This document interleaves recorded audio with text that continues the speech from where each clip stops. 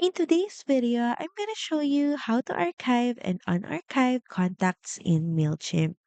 So first head over to your Mailchimp dashboard, then in the left panel, go to Audience. So for you to be able to archive a contact, first find the contact in your list so you can scroll down to the contacts section. Then next is tick or check the box beside their name and you'll see the archive button popping up here. And all you have to do is click on this. And to confirm, you need to type the word archive. This is case sensitive, so make sure that you type it in all caps. Then click on the archive button. Archiving removes them from your active audience count without deleting their data so you can restore them later if needed.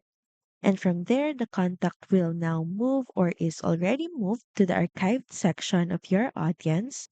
And if you want to unarchive a contact, all you have to do in the same page is click on this three dot icon, then click on Archived Contacts. And here you'll see the list of all your archived contacts. Now find the specific contact you want to unarchive, then tick the box or check the box beside their name and click on Unarchive All. To confirm, type in the word unarchive in all caps and click on the unarchive button. Once done, they'll then return to your active audience and can receive campaigns again.